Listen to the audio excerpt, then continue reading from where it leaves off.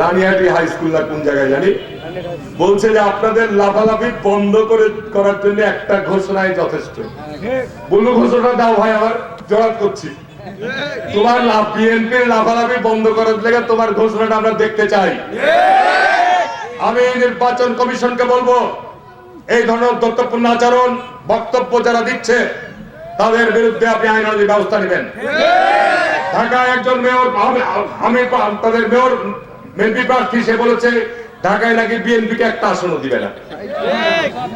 আচ্ছা, 55 বছরের মধ্যে ঢাকাতে জামাত ইসলাম কোনদিন একটা আসন পেয়েছে ভাই? কি এমন হয়ে গেল দেশে যে বাংলাদেশে কি পরিবর্তন হয়ে গেল যে জামাত ইসলাম ঢাকাতে নাকি বিএনপিকে একটাও সিট দিবে না? বলেন তো। আমার তো মনে হয় জামাতের শক্তির উৎস একটা জায়গায় আছে। আমি তো নবাবগঞ্জে 5ই আগস্ট ছিলাম, এই আপনার শান্তির মোড়ে সেদিন উত্তাল জনসমুদ্রে বক্তৃতাও দিয়েছি আমি। এবং 5 তারিখ সন্ধ্যার পর থেকে এসপি অফিস জামাতে শিবিরের কর্মীরা ঘেরাও করে ঢেল পাচ্ছে। রাত 2টার পর অস্ত্রাগার লুট হয়েছে, এখন পর্যন্ত অস্ত্র উদ্ধার হয়নি। আমার তো মনে হয় এই সমস্ত অস্ত্র সব জামাত শিবিরের কাছে আছে। এত উদ্ধত কেন? হারুন পাপিয়ে কি চাঁপাইনবাবগঞ্জে চুরি করে রাজনীতি করছে? 96 সাল থেকে তোমাদেরকে নবাবগঞ্জের মানুষ প্রত্যাখ্যান করেছে, ঠিক না? ঠিক বলছে, কারণ তোমরা একটা সন্ত্রাসী সংগঠন। সুতরাং হিসাব করে কথা বলতে হবে। নির্বাচন সামনে, পুলিশ, আমি এর আগেও বলেছি, যদি নিরপরাধ নিরীহ কোন লোককে অন্যায় হয়রানি করা হয় আমরা থানা ঘেরাও করে ফেলবো। ঠিক আছে না? আমার সাথে থাকবেন আপনারা। আর এই জামাতের হুমকি ধামকিতে আপনারা কান দিবেন, ঠিক আছে?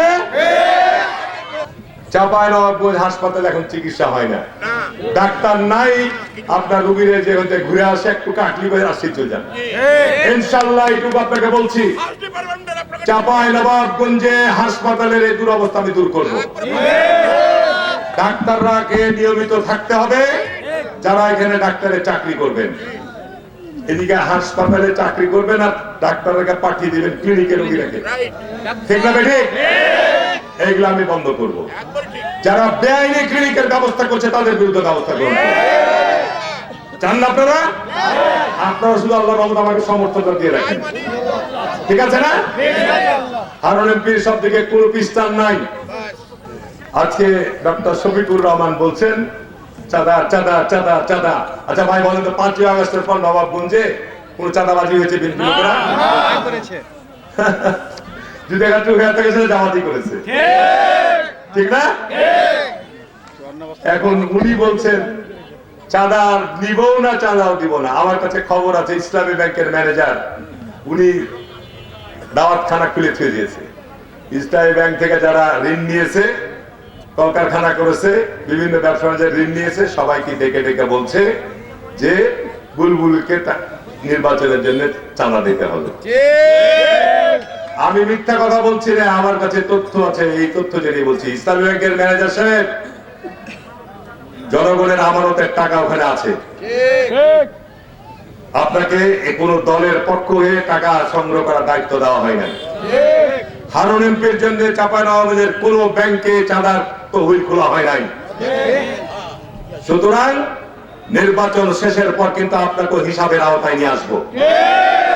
জামাতের নেতা কর্মীরা ওখানে চাকরি করে না, যাই করেন না কেন, এই সমস্ত হিসাবের আওতায় আসতে হবে আপনাদের। বড় বড় লেকচার দিবেন মঞ্চে দাঁড়িয়ে, আর পিছন দিক দিয়ে চাঁদার টাকা পকেটে ঢুকাবেন, ঠিক না বেটি? এগুলো হবে না। বাংলাদেশ জাতীয়তাবাদী দল মুক্তিযুদ্ধের স্বাধীনতার ঘোষকের দল, ঠিক না? যারা দেশের মুক্তিযোদ্ধাদেরকে হত্যা করেছেন, যারা দেশের মুক্তিযোদ্ধাদেরকে বাড়িঘরে আগুন দিয়েছেন, যারা দেশের মা বোনদেরকে সে সময় পাকিস্তানের ক্যাম্পে তুলে দিয়েছেন, এই ইতিহাসকে আমরা ভুলে যাব? নতুন প্রজন্মের ছেলেরা কি এটা ভুলে যাবে? যে কারণে 71কে সহ্য হচ্ছে না, 24শে আগস্ট আর জুলাইয়ের কথা বলছেন।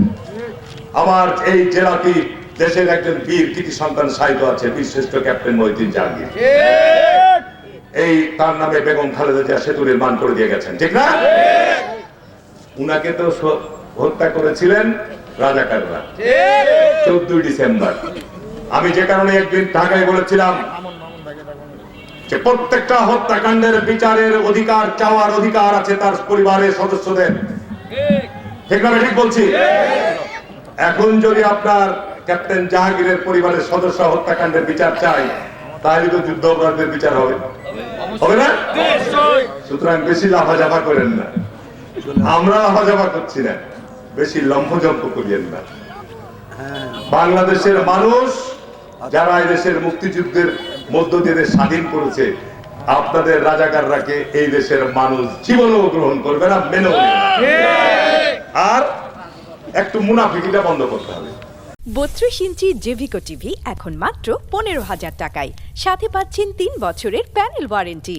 ডেইলি স্টার প্রথম আলোর উপর আঘাতের বিরুদ্ধে প্রতিবাদে একটি প্রতীক, সেটা হচ্ছে ধানুষ শীষ। আমার দেশের উপর যখন আঘাত এনেছিল আমরা প্রতিবাদ করেছি, সংগ্রামের উপর যখন আঘাত এসেছে আমরা প্রতিবাদ করেছি, নয়া দিগন্তের উপর যখন আঘাত এসেছে আমরা প্রতিবাদ করেছি। ডেইলি স্টার প্রথম আলোর উপর যে আঘাত এনেছে এইটার প্রতিবাদ আমরা করি। অদূর ভবিষ্যতে মুক্তিযুদ্ধের চেতনাকে নষ্ট করার জন্য, জুলাই আগস্টের চেতনাকে বাক্সবন্দি করার জন্য এই চাঁপাইনবাবগঞ্জ সহ বাংলাদেশে যে কোনো ষড়যন্ত্র হলে সেটা রুখে দিতে হবে। সমস্ত প্রশ্নের জবাব 12 তারিখে নির্বাচনে ব্যালটের মাধ্যমে, ধানের শীষে সিল মারার মাধ্যমে মা বোন সহ আপনাদের সবাইকে কিন্তু দিতে হবে। এবং সকাল 7:30টার ভিতরে আপনাদের ভোট কেন্দ্রে যে লাইন ধরতে হবে, দুপুর 2টার ভিতরে আপনাদের ধানের শীষের ভোট আপনারা দিয়ে বাসায় এসে কোনো মতে খেয়ে আবার আপনারা ভোটের সেন্টারে চলে যাবেন। ভোট পাহারা দিয়ে বসে থাকবেন। লাঠির দরকার নাই, বুলেটের দরকার নাই, জর্দার কৌটার দরকার নাই, দরকার ইমানি পরীক্ষা, দরকার মনোবল, দরকার ভালোবাসা, দরকার সাহস, যেটা দিয়ে 18 সালের নির্বাচনে আপনারা বিজয়ী করেছেন আপনাদের সন্তানকে। শীতের সময় একটু স্লোগান ধরেন ভাই, আরে প্রতীক কি আছে? আরে বিজয়ের কোন প্রতীক কি আছে? আরে মুক্তিযুদ্ধের সপক্ষে শক্তির কোন প্রতীক কি আছে? আরে প্রতিবাদের ভাষার কোন প্রতীক কি আছে?